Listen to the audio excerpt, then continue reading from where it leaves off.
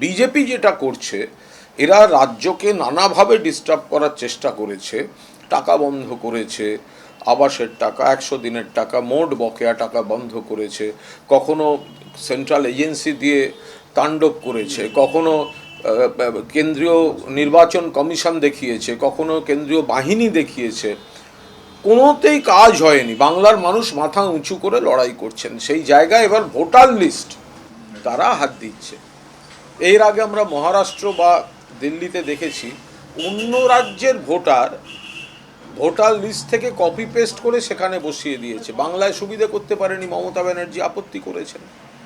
ফলে এখন এখানকার ভোটার লিস্টে কতখানি কারচুপি করা যায় সেই চেষ্টা এবং চক্রান্ত তারা করছে।